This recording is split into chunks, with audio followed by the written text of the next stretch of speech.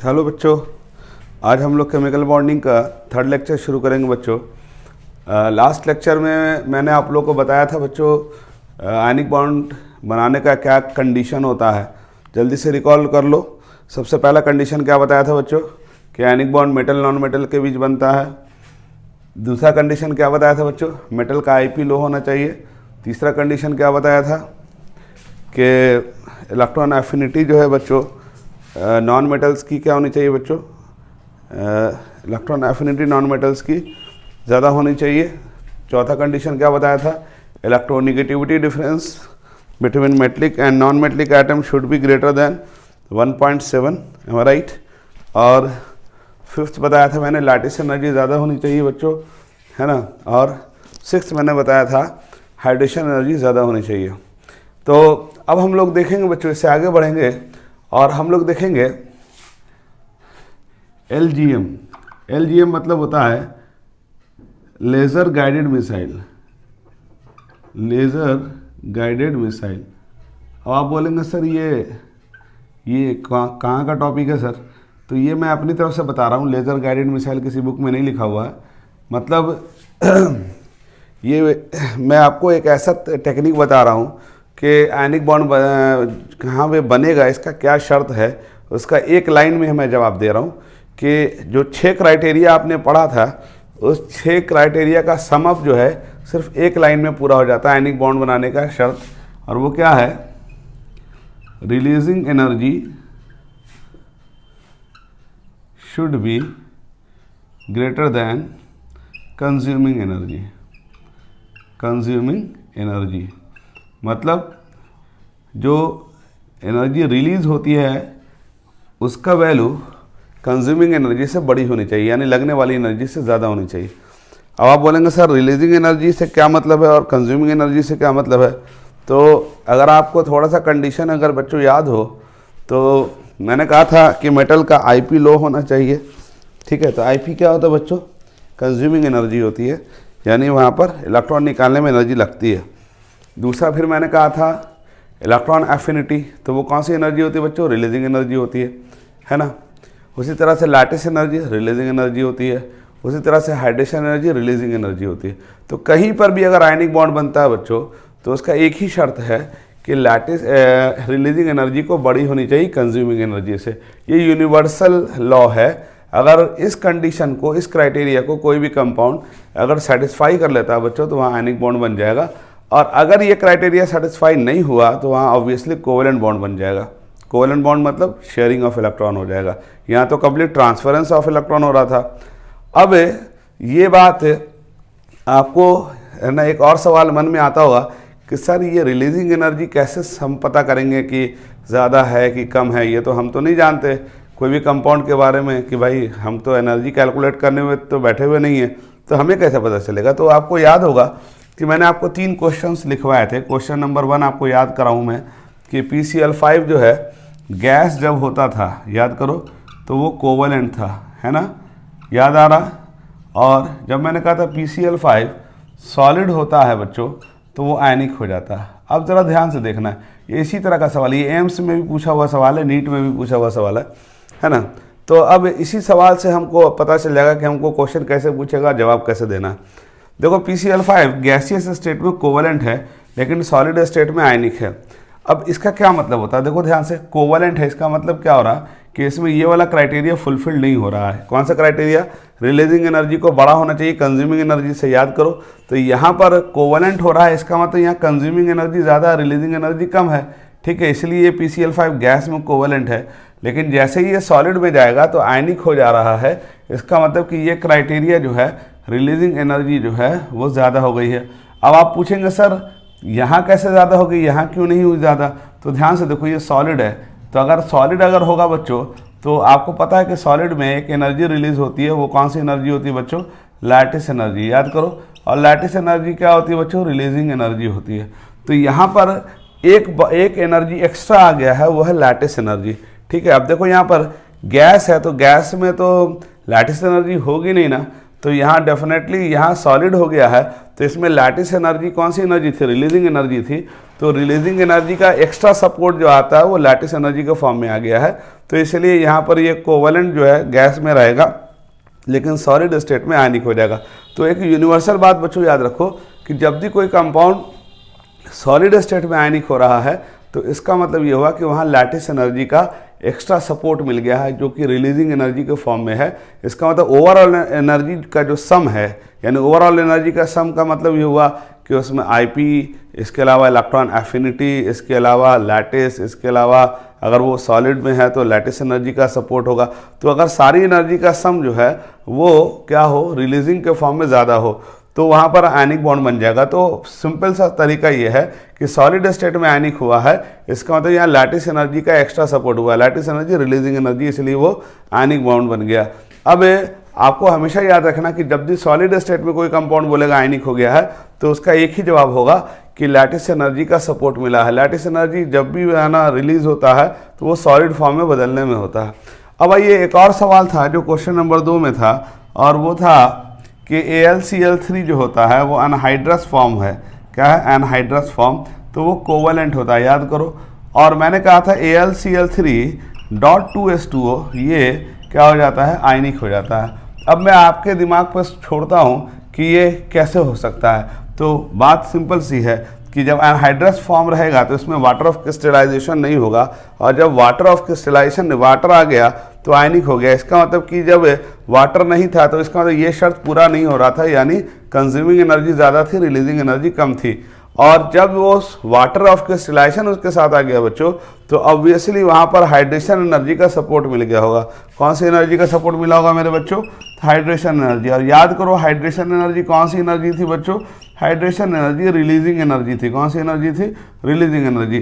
तो इसका मतलब यहाँ पर जो हाइड्रेशन एनर्जी का जो सपोर्ट मिल रहा है बच्चों, जिसकी वजह से ये शर्त पूरा हो जा रहा है।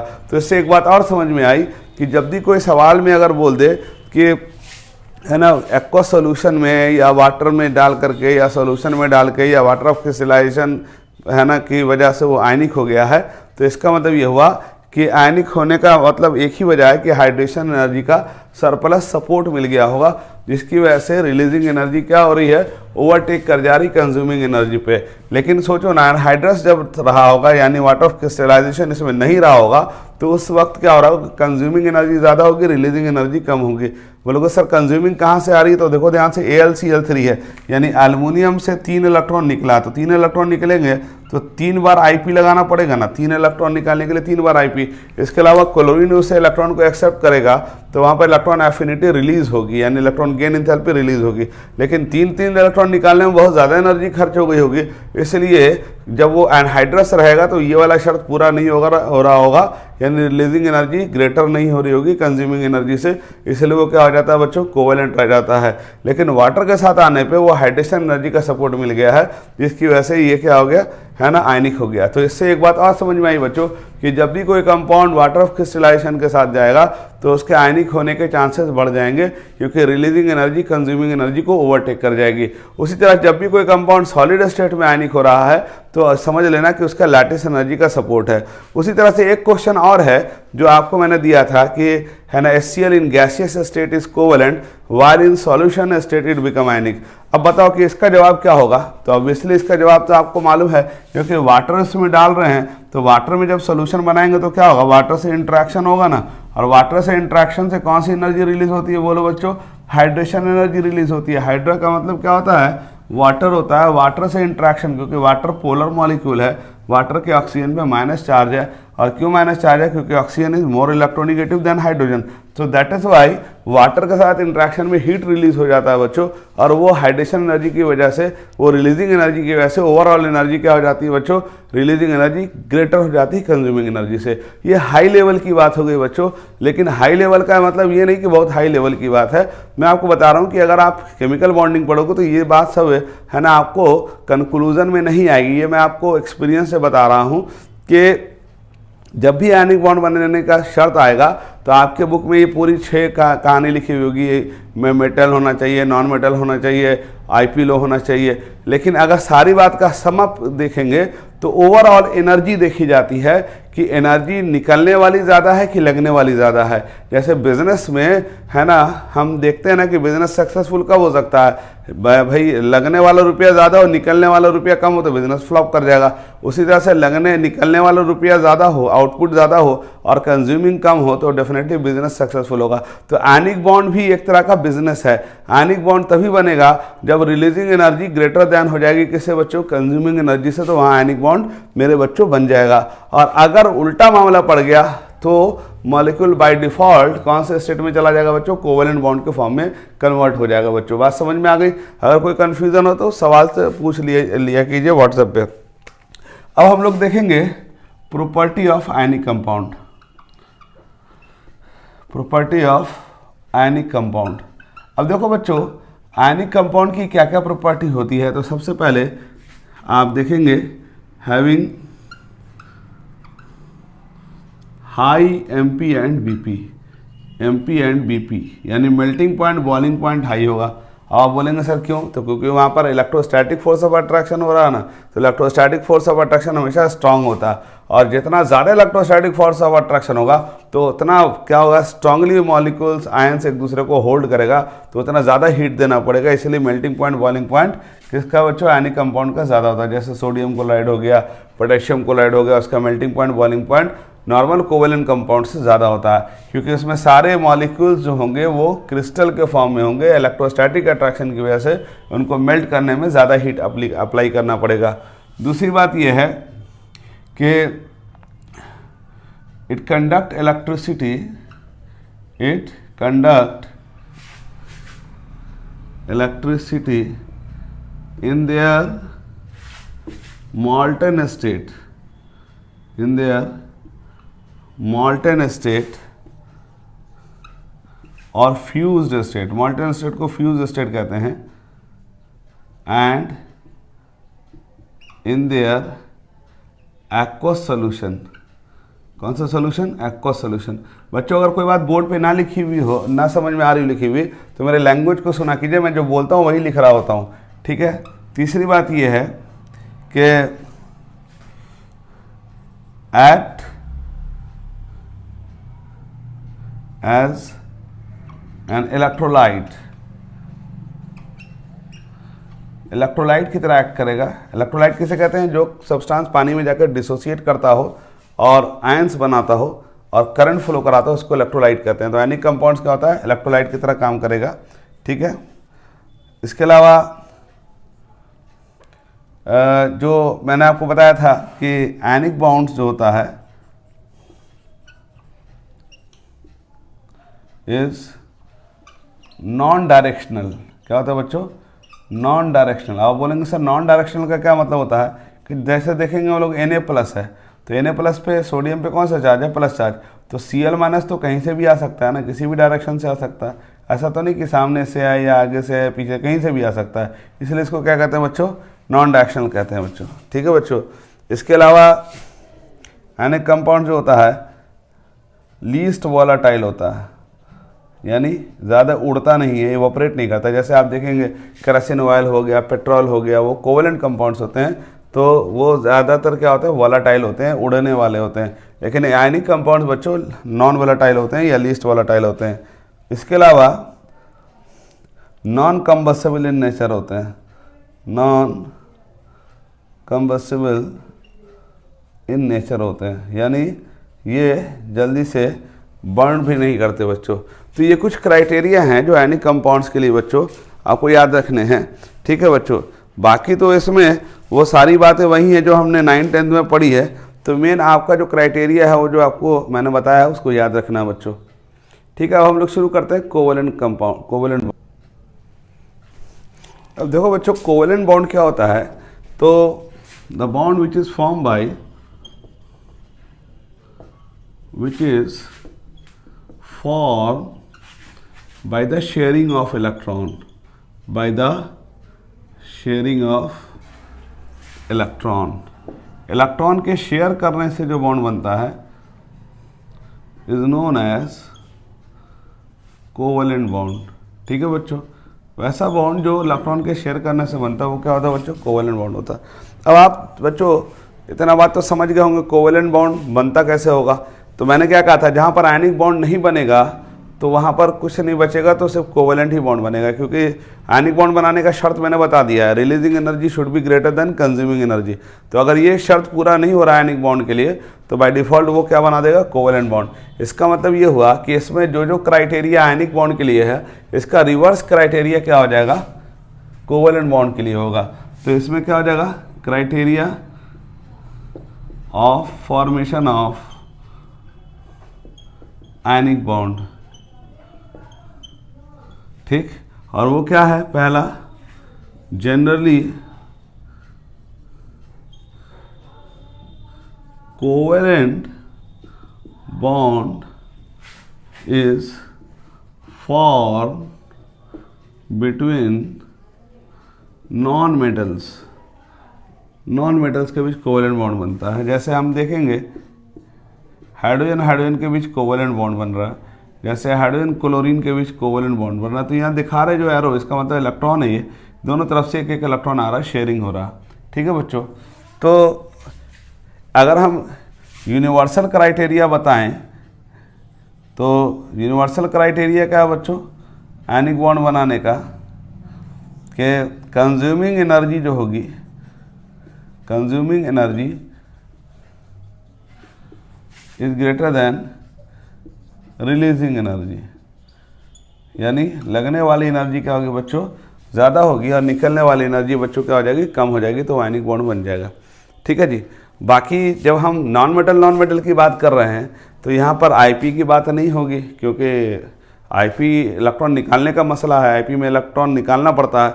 तो क्योंकि यहाँ पर शेयरिंग का मामला है तो इलेक्ट्रॉन निकालेगा नहीं, तो आईपी का एनर्जी का कोई कंजम्पशन नहीं होगा। उसी तरह से जब निकालेगा नहीं तो इलेक्ट्रॉन कोई लेगा भी नहीं। तो कुल मिलाकर के वो जो क्राइटेरिया है वो उसका उल्टा क्राइटेरिया यहाँ पर अपने आप फिट हो जाएगा। मतलब कंज्यूमिंग एनर्जी क्या होनी चाहिए बच्चों? ज़्यादा होनी चाहिए, रिलीजिंग एनर्जी क्या होनी चाहिए? कम होनी चाहिए। तो आयनिक बॉन्ड कोवेलेंट बॉन्ड बन जाएगा बच्चों। ठीक है, अब हम लोग देखेंगे कि कोवेलेंट बॉन्ड का जो कॉन्सेप्ट है वो कहाँ से शुरू होता है। कोवेलेंट बॉन्ड सबसे पहले हमने 10th में भी पढ़ा था, और मैं आपको बता दूं कि ये जो कोवेलेंट बॉन्ड का जो कॉन्सेप्ट है ये सबसे पहला कॉन्सेप्ट है जो बॉन्ड के बारे में शुरू हुआ था, जिसको आप लोग है ना 10th में भी थोड़ा बहुत पढ़ा है, 9th क्लास में, 10th क्लास में स्पेशली, जहाँ पर आपने लेविस डॉट स्ट्रक्चर वगैरह बनाया होगा अगर आपको याद हो। ठीक है, तो मैं आपको बताता हूँ कि कोवेलेंट बॉन्ड जो होता है इसको एक्सप्लेन करने के लिए सबसे पहले जो है इलेक्ट्रॉनिक थ्योरी आई थी। कौन सी थ्योरी आई थी? Electronic theory. ठीक है, जिसको दिया था लेविस ने, कॉसल ने एंड लैंगम्योर ने। ये अलग अलग टाइम में दिया था। हम सारी थ्योरी का सम अप कर रहे हैं, यानी कि ये तीनों ने मिलकर के इलेक्ट्रॉनिक थ्योरी दी थी। और according to this theory atom form bond to acquire the electronic configuration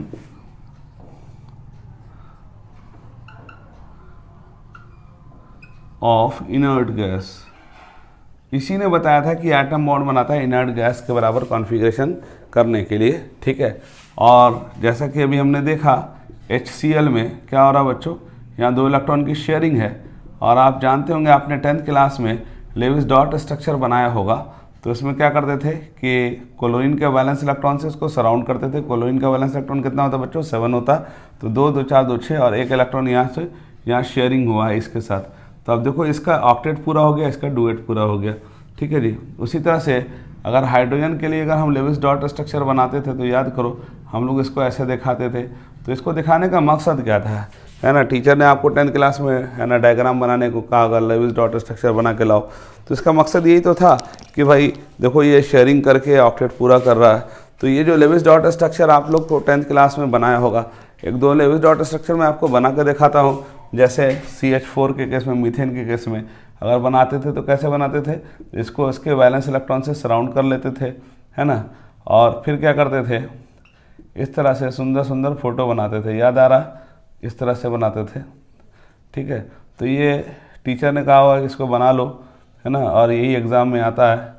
लेकिन आपको देखो इसका मकसद क्या है, यहाँ पर शेयरिंग हो रहा है इलेक्ट्रॉन का, ऑक्टेट पूरा हो रहा है। तो ये वही कॉन्सेप्ट है जो आप लोग अभी पढ़ रहे हैं कि कोवेलेंट बॉन्ड इलेक्ट्रॉन शेयरिंग करके बनता है। और शेयरिंग करने का मकसद क्या होता है बच्चों, मकसद यही तो होता है कि ऑक्टेट पूरा हो जाए या इनर्ट गैस के बराबर कॉन्फ़िगरेशन हो जाए। तो आपने 10th क्लास में जो लेविस डॉट स्ट्रक्चर पढ़ा था, वही लेविस डॉट स्ट्रक्चर हम यहाँ बनाएंगे।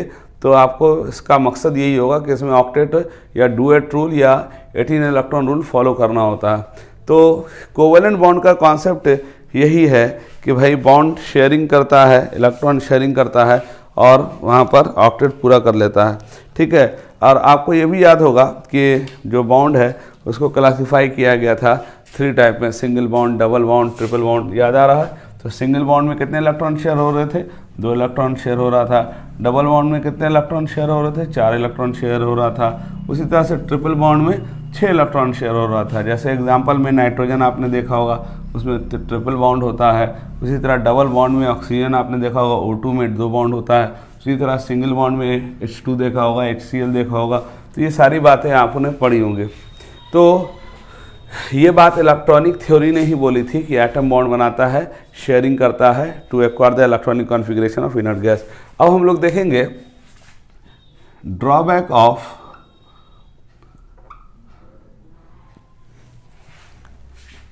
इलेक्ट्रॉनिक थ्योरी, जिसको आप लोग ऑक्टेट रूल कहते हैं, ठीक है। इसमें सबसे पहला खराबी क्या है कि unable to explain the stability of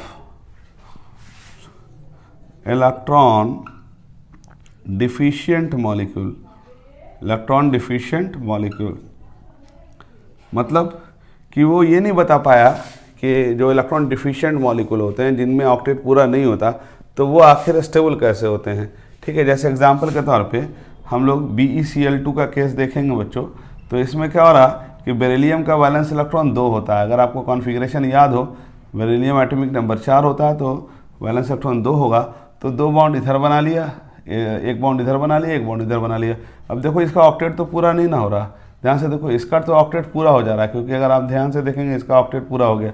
उसी तरह इस क्लोरीन का भी ऑक्टेट पूरा हो गया, लेकिन इस बेरिलियम का ऑक्टेट कहाँ पूरा हुआ, इसका तो टोटल 4 ही इलेक्ट्रॉन हो रहा। उसी तरह से आप देखेंगे BF3, बोरॉन का वैलेंस इलेक्ट्रॉन कितना होता है बच्चों, 3 होता है। अब यहाँ देखो, यहाँ पर वैलेंस इलेक्ट्रॉन 3 है तो 3 बॉन्ड बना लेगा, तो देखो ऑक्टेट तो पूरा नहीं ना हो रहा, 6 इलेक्ट्रॉन हो रहा, ठीक है बच्चों। तो कहने का मतलब इसमें पहली इलेक्ट्रॉनिक थ्योरी में खराबी ये थी कि इलेक्ट्रॉन डिफिशिएंट मॉलिक्यूल्स को की स्टेबिलिटी को एक्सप्लेन नहीं कर पाता था। अब ये याद रखिएगा बच्चों कि 13 ग्रुप के जितने भी कंपाउंड होते हैं, 13 ग्रुप याद आ रहा है, बैगन, आलू, गाजर, इन, थैला, ये सब इलेक्ट्रॉन डिफिशिएंट मॉलिक्यूल्स बनाएंगे, यानी इनका जो है ऑक्टेट रूल फेल हो जाता है।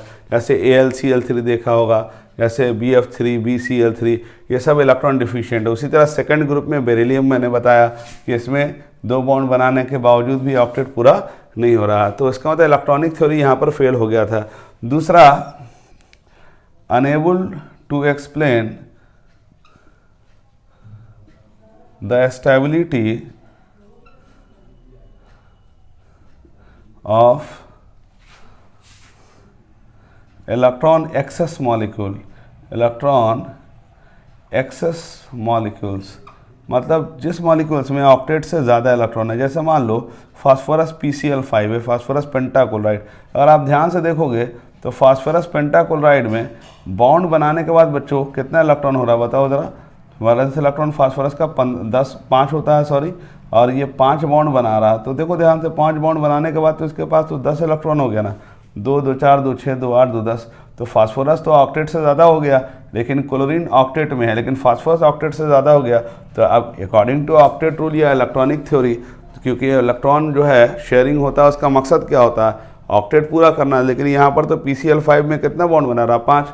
तो इसका मतलब यहाँ पर जो टोटल वैलेंस इलेक्ट्रॉन 10 हो जा रहे हैं ना बॉन्ड बनाने के बाद।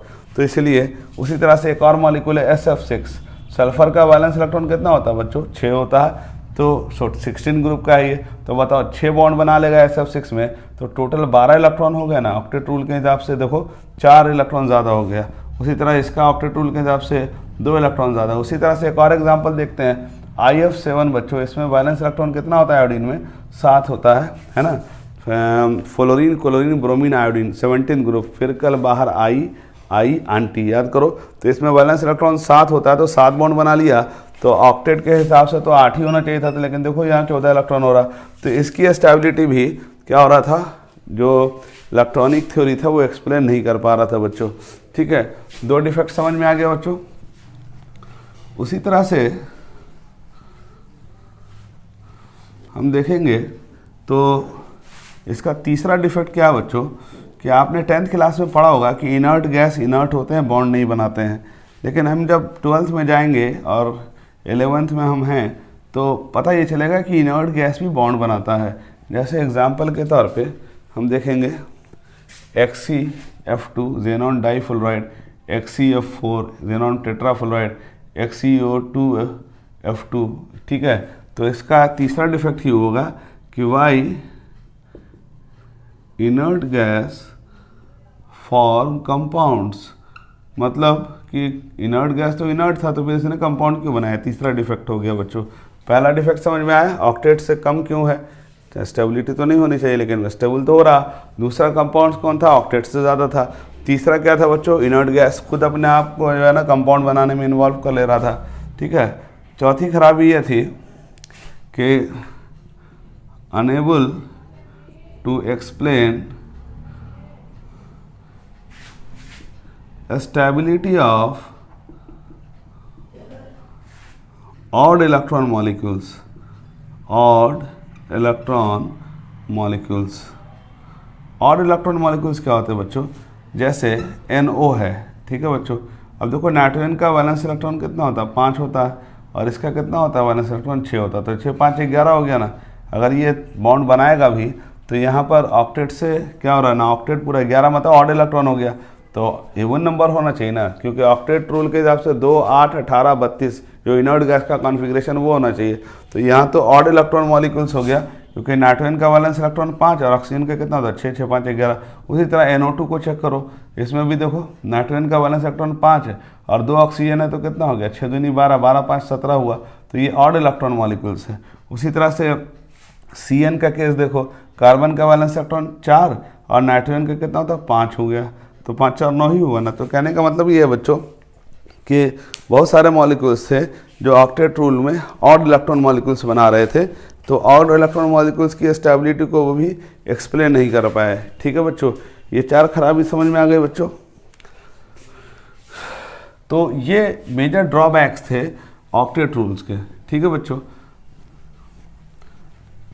अब आइए हम लोग देखते हैं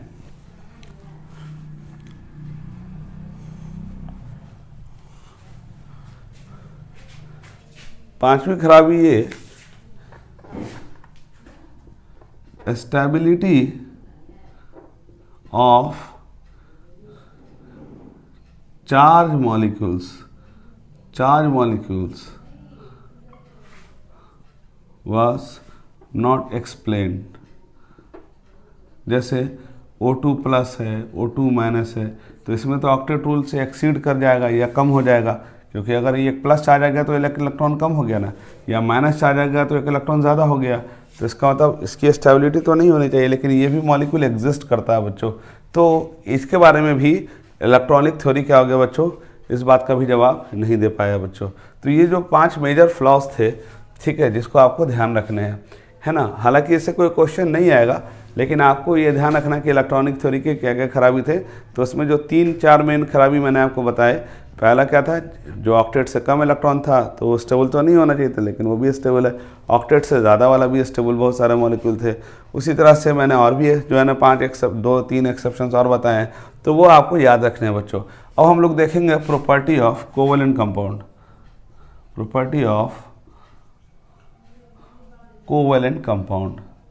ठीक है बच्चों, अब इसकी प्रॉपर्टी वही है जो आयनिक कंपाउंड में पढ़ा, उसका उल्टा प्रॉपर्टी होगा। बताओ क्या होगा, लो MP एंड BP, है ना बच्चों।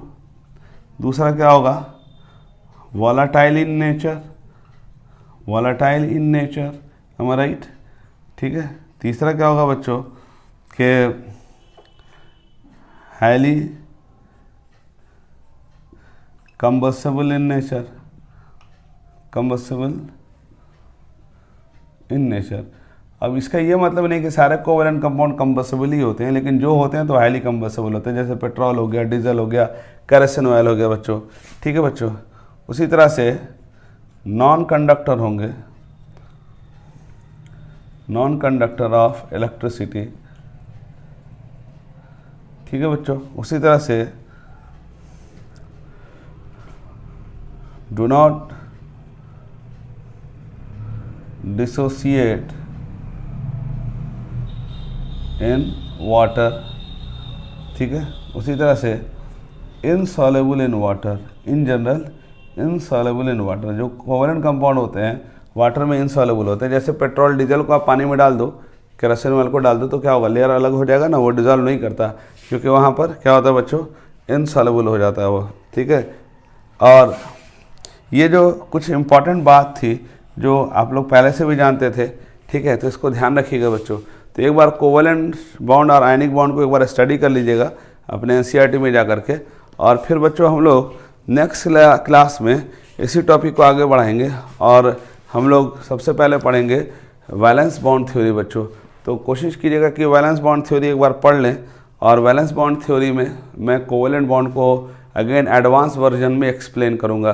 तो आप लोग का नेक्स्ट टारगेट है बच्चों कोवैलेंट बॉन्ड थ्योरी आप लोग पढ़िएगा, वैलेंस बॉन्ड थ्योरी, और साथ में मॉलिक्यूलर ऑर्बिटल थ्योरी पढ़ने की कोशिश कीजिएगा, ठीक है। तो नेक्स्ट लेक्चर में हम लोग इसको डिस्कस करेंगे बच्चों। तब तक के लिए गुड बाय।